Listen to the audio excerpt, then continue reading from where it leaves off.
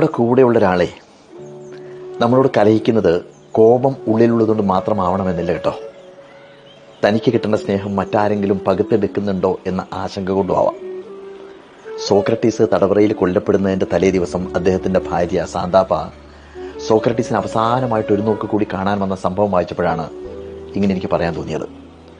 പിറ്റേന്ന് വിഷം മോന്തി കുടിച്ച് തന്റെ ഭർത്താവ് ഇല്ലാതാവും എന്നറിയാവുന്ന സാന്താപ്പ അദ്ദേഹത്തിന്റെ കാൽക്കൽ വീണ് പൊട്ടിക്കരഞ്ഞുകൊണ്ട് പറഞ്ഞു, എന്നോട് ക്ഷമിക്കണം, ഇന്ന് വരെ ഞാൻ അങ്ങയുമായിട്ട് കലഹിച്ചിട്ടേ ഉള്ളൂ, ക്രൂരമായിട്ട് പെരുമാറിയിട്ടേ ഉള്ളൂ, അതിനിടയിൽ അങ്ങയെ സ്നേഹിക്കാൻ മറന്നുപോയതിന് മാപ്പ് എന്ന്.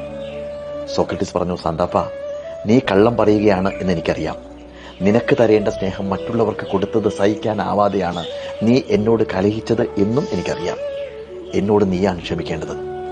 ഇത് കേട്ടപ്പോൾ സാന്താപ്പ നിയന്ത്രണം വിട്ട് നിലത്ത് കിടന്ന് ഉരുണ്ട് പൊട്ടിക്കരഞ്ഞു എന്നാണ് കഥ.